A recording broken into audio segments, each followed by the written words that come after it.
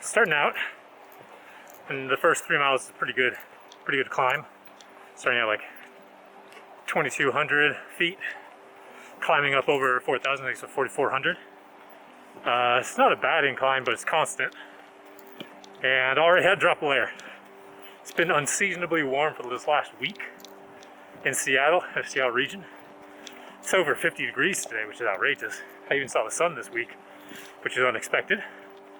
So I don't really know what conditions I'm going to get into on this hike. There should be a good amount of snow at the top, probably a couple of feet, which is why snowshoes, better be safe than sorry. I'd rather carry them and complain about the weight and not need them, but we'll see. Until then, I gotta walk through this nice, dry, gorgeous Pacific Northwest forest and enter one of my absolute favorite wildernesses. Alpine Lake Wilderness. I love this place.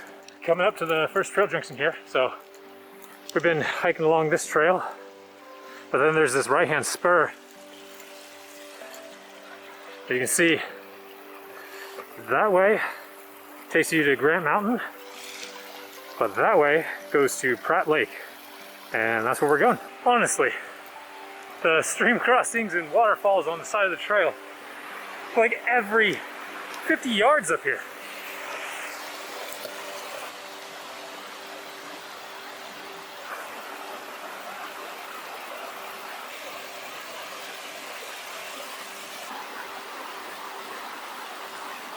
All right, this one counts as a waterfall in my book. I don't know if it's just a trail stream up here in Washington, but it's pretty big.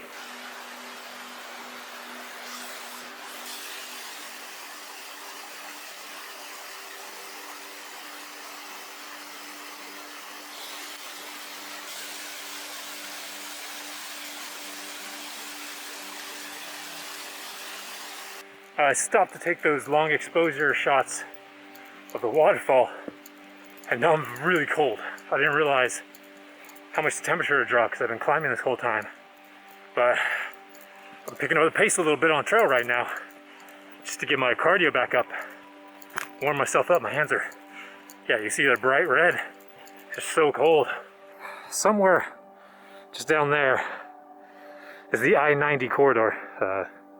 Big east-west freeway that goes up Snoqualmie Pass here in Washington.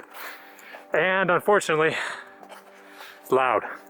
Only got a little bit more climbing before we turn into the mountain proper and get over this first ridge saddle.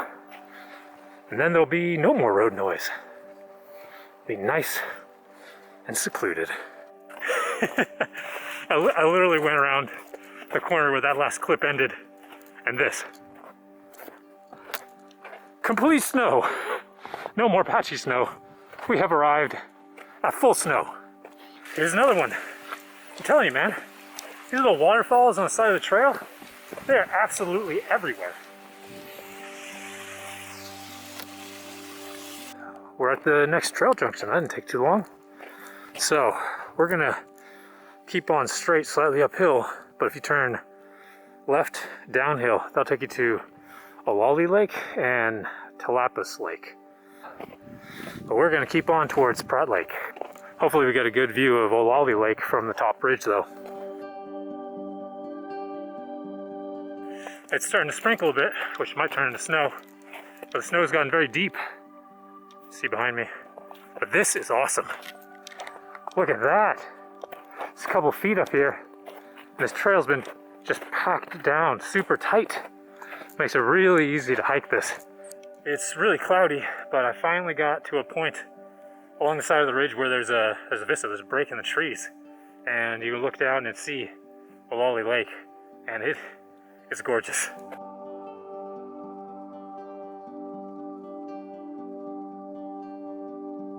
It started to snow, rain, I don't know, it's kind of in between, sleet.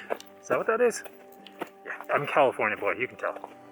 But I'm gonna keep going for a little bit. I think I'm pretty close to the next trail junction, which would be the split off to Pratt Lake, which would be down into the Pratt Lake Basin, or continuing along this ridge towards Island Lake, which is where I want to head.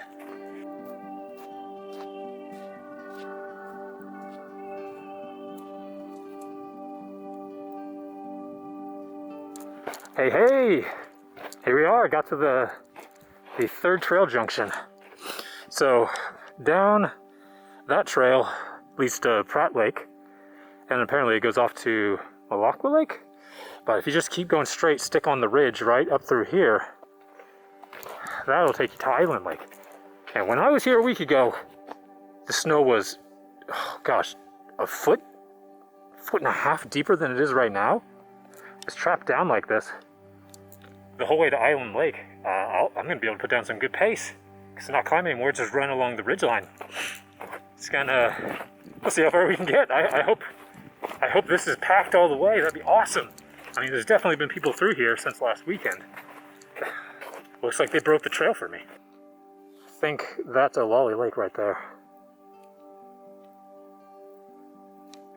I've been hiking for miles and I haven't seen anyone. But man, it's gotten still and quiet. It's really easy to just pause. Enjoy the quiet. It's just really serene right now here. The clouds have descended, so it's getting foggy and cold. Still kind of lightly sprinkling, snow sprinkling.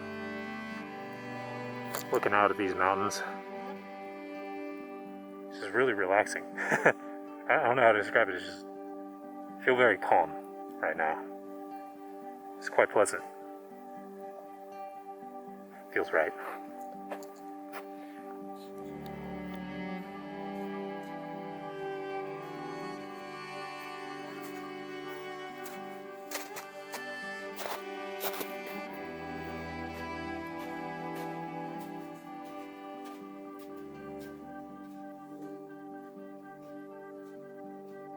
Oh, we've gotten pretty close to that point where it might have to just stop and turn around.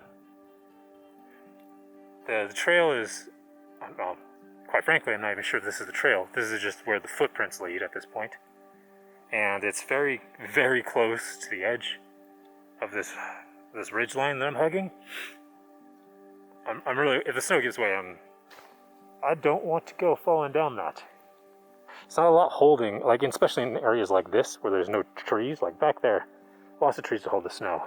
Up there, not so bad, but moments like this make me stop and go, I don't know. I mean, you get some stunning views though, gosh. Just look at that out there, that fog's moved in, beautiful clouds. Looks like a painting. And I think I'm gonna go just a little bit further. Just a little bit further.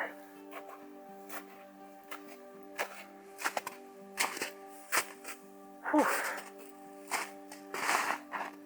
I think this is the turnaround point.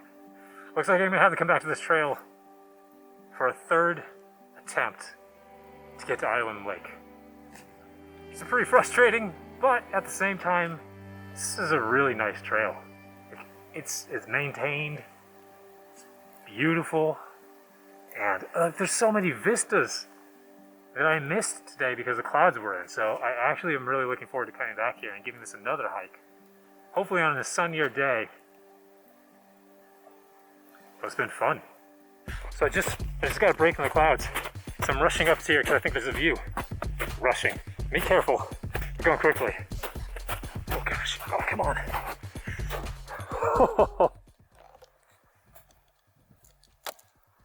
Look at that.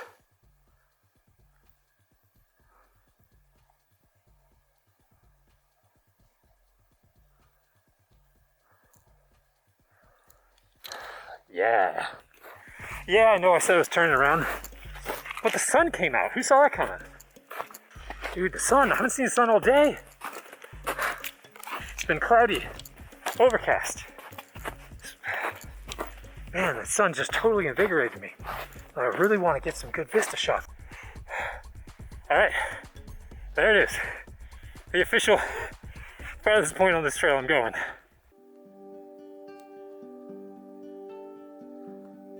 Oh, but it was so worth it for this view.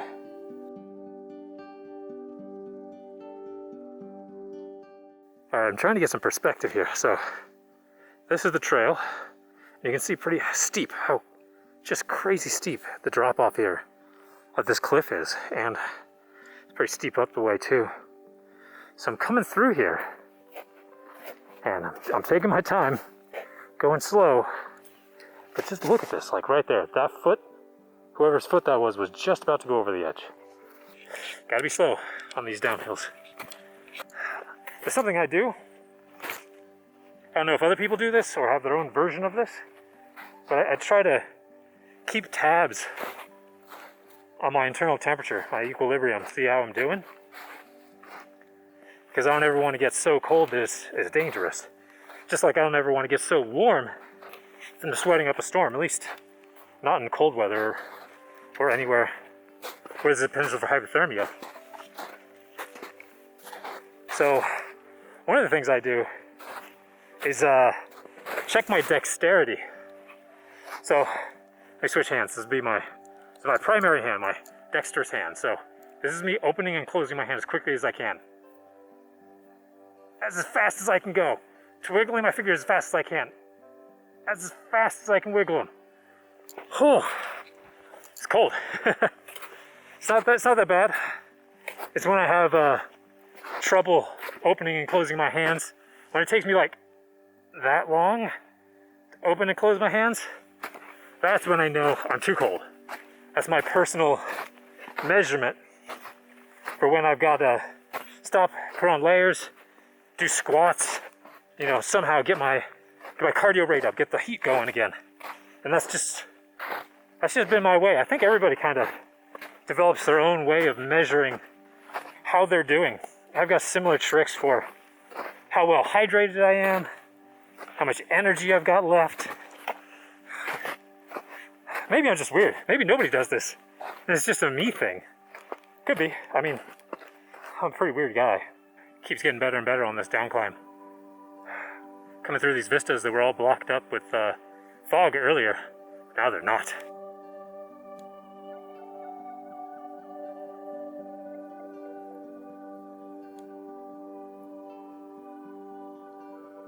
Usually on out and back hikes, the down hike is just kind of rinse and repeat. You know, there's not usually a lot of new on the way. I mean, sometimes you get a different perspective and that's nice, but it's been a long time since I've had such a different experience on the way back out the same trail I just hiked up.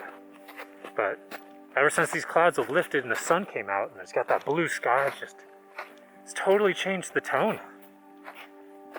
It's fabulous. I mean, it was calm and serene when I came up, and now it's just gorgeous and colorful on the way down. So it's a real treat. It really is.